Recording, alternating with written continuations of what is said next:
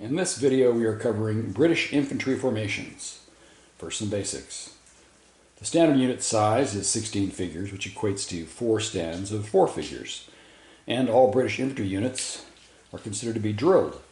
This means they may move up to 2 inches without penalty into melee or to shooting.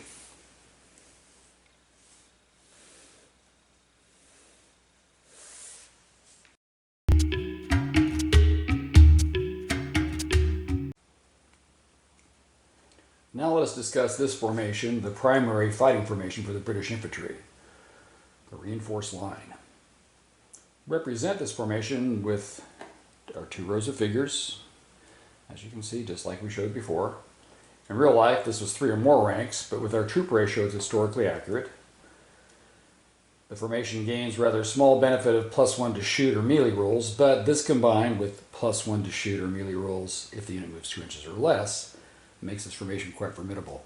Actually, they'll hit instead of on 6s, but hit on now 4s when trying to shoot an enemy. Attach an officer, and this unit also gains closing fire. So this really has the potential to drive off most units. It's really quite a good formation. The British love it.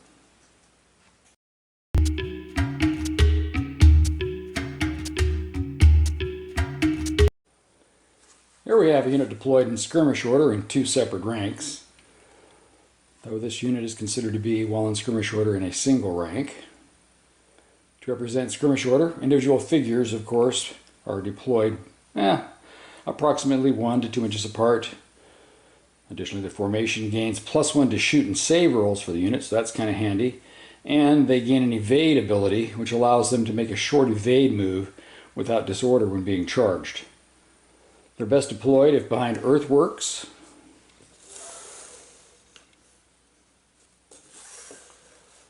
or even better still, behind a melee bag and box wall.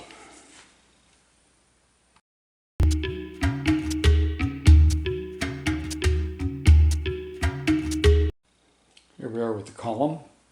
The column is the most common movement formation the British infantry will use in the tabletop as they move from one location to another.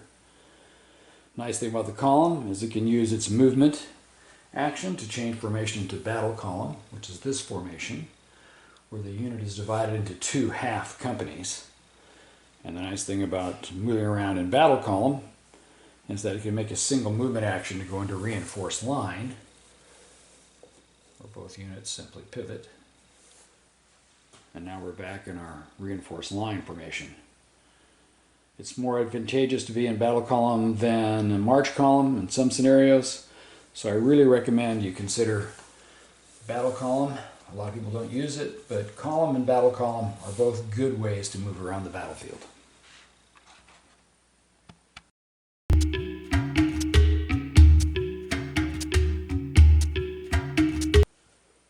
While we're on the topic, let's look at march column. Movement trays are placed one after the other in a long stretched out column with all figures facing forward. Now make sure you point out to your opponent that this unit is in march column so they will not mistake the formation for reinforced line. Now, march column. On the pro side, it's a +4 inches to unit movement, making this a very fast moving unit formation. But on the con side, it's a bit weak defensively as units in this formation only engage with 1/2 of their figures if attacked. So any attack really will devastate this formation. Because of that, we recommend this column is used infrequently or make it a campaign-specific formation.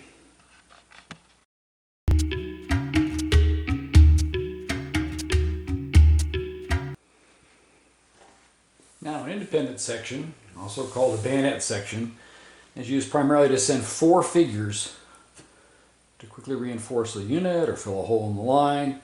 And they're actually quite excellent at driving back Zulus in skirmish order or Zulus that are stuck at the top of a melee bag and box wall for scenarios like Rorke's Drift. You can charge them forward, drive the unit back. You'll get both ranks and all figures. It'll be kind of great. Now, of note, the unit must maintain a minimum of 4 figures, and if they fall below that number, then they have to return back to their unit. And you can, of course, then send out another bayonet section of 4 figures and do it all over again.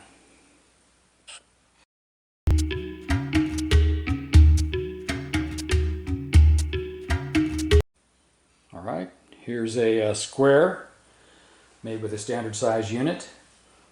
Units in square are considered to be in reinforced line for shooting and melee if the majority of their figures are in 2 ranks. And as you can see, we've simply pulled an extra figure out to kind of make our square out of 2 stands. Remember, British infantry units in square may move up to 2 inches without penalty, just like any other formation.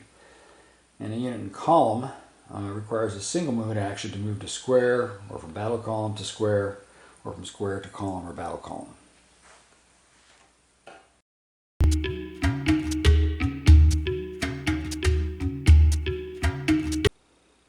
Well, we're on the topic of squares, and now we're slipping over into elite infantry units. Here's an elite infantry British unit in square. In this case, they're Marines. It has 20 figures as opposed to the standard unit, which has 16. Yes, you can make a square out of more than 1 unit, but because we're talking about single unit formations, let's just look at this one. Even a British Marine officer fits inside rather nicely, as opposed to being rather snug in a standard unit. Now, most often we use British Marines or sailors to be elite units. You could use one of your line units to be an elite unit, but remember, you should have no more than 1 elite unit in your army.